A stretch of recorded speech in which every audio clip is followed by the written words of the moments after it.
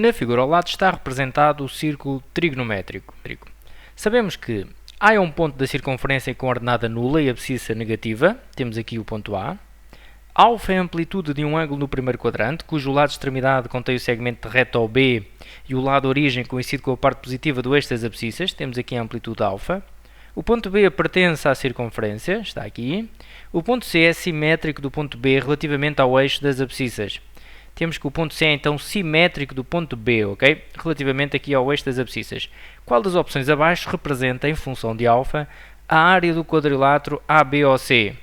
Bom, estão a pedir então a área desta região sombreada.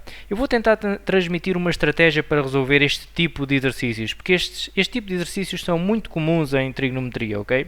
Então nós devemos começar por fazer o seguinte, devemos começar por escrever, que é o que eu vou fazer neste caso, escrever com as letras da figura, ok? Ainda sem pensar muito em trigonometria, com as letras da figura, tentar escrever um processo para eu determinar aquilo que me pedem. Neste caso é uma área, pode ser um perímetro, pode ser um volume, pode ser muita coisa, ok? Vamos focar a atenção naquilo que nos pedem e tentar escrever, decompor em figuras conhecidas. Por exemplo, neste caso eu tenho aqui um quadrilátero para o qual eu não conheço de forma direta uma fórmula para calcular a sua área. Isto não é um trapézio, portanto não é um retângulo, não é um triângulo, não é um círculo, e portanto eu não tenho uma fórmula direta. Eu vou tentar ver então se consigo decompor este quadrilátero. Eu vou então aqui escrever ABOC, eu quero a área do quadrilátero ABOC, e vou dizer que é igual, com as letras da figura, tentando decompor em figuras conhecidas. Ora, neste caso não é muito difícil de perceber que este quadrilátero pode ser decomposto em dois triângulos que são geometricamente iguais, uma vez que me dizem que o ponto C é simétrico do ponto B. E por isso eu faço esta decomposição porque estou a trabalhar com triângulos e de triângulos eu já conheço fórmulas para determinar a área e ao mesmo tempo é fácil dizer que a área deste quadrilátero é duas vezes a área do triângulo AOB. É exatamente isso que eu vou fazer e é isso que eu aconselho sempre a fazerem em problemas deste género. Numa primeira fase, tentem simplificar aquilo que nos pedem, na realidade, e devem estar atentos se é uma área, se é um perímetro, o que é que será. Se fosse, por exemplo, aqui o perímetro, eu já iria pensar na soma de todos os lados e não na área, como é óbvio, não é? Bom, mas neste caso vou então dizer que será duas vezes a área do triângulo AOB, ok? E reparem que eu já simplifiquei porque eu agora já estou a pensar na área de um triângulo. E isso já está mais simples, porque eu estava a pensar na área de um quadrilátero para o qual nem sequer tinha uma fórmula direta para calcular. Neste caso, já estou a pensar na área de um triângulo. E neste caso eu sei que a área do triângulo é base vezes a altura a dividir por 2. Então é isso que eu vou escrever ainda com as letras da figura, ok? Sem pensar muito em trigonometria. Se bem que eu, ao definir agora a base e a altura do meu triângulo, reparem que num triângulo nós temos sempre 3 bases e 3 alturas. Cabe-nos a nós escolher para a base e para a altura aquilo que nos convém. E aqui deixo uma dica. Vamos escolher lados para a base, vamos escolher valores, lados ou distâncias que nos sejam conhecidas na figura. Como é aqui o caso, por exemplo, do lado AO. AO é conhecido por quê? Porque AO mede 1. Mede 1 uma vez que o raio deste círculo é 1. Porquê é que o raio deste círculo é 1 se não me estão aqui a dizer nada? Porque estão a falar do círculo trigonométrico, ok? Não é preciso dizerem mais nada, basta dizerem no enunciado que é o círculo trigonométrico, que já me estão a dizer que o raio é igual a 1, ok?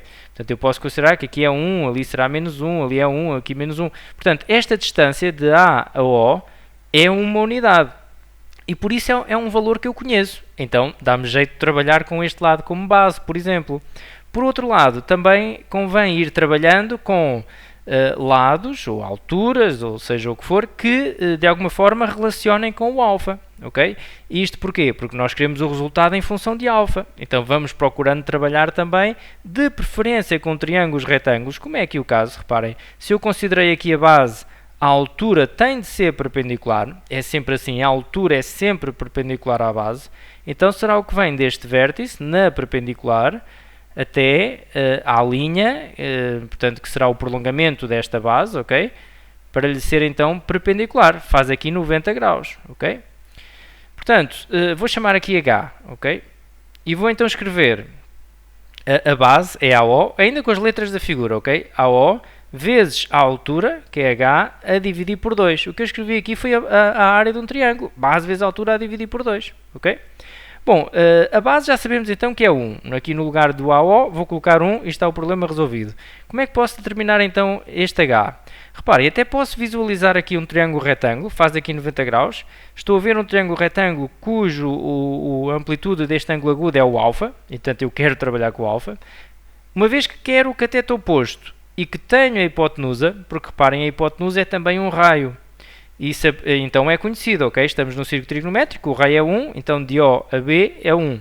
Então posso trabalhar com o seno. O seno é que relaciona o oposto com a hipotenusa. Vou fazer isso aqui. Seno de alfa é igual a cateto oposto sobre hipotenusa. H dividido por 1 dá H, então ficamos com seno de alfa igual a H. Ok? Bom, agora reparem, eu até podia evitar aqui trabalhar com as razões trigonométricas. Porquê? Porque eu estou no círculo trigonométrico. Se estou no círculo trigonométrico, bastava projetar este ponto aqui no eixo dos senos para ter a certeza, portanto este é o eixo dos senos, para ter a certeza que esta distância que vem aqui do zero até aqui é o seno de alfa, ok? Então tinha logo a certeza que isto era seno de alfa e nem sequer fazia as razões trigonométricas, uma vez que estamos no círculo trigonométrico. Mas se o raio fosse, por exemplo, 2, já era conveniente fazer as razões trigonométricas porque ficava aqui H a dividir por 2, ok?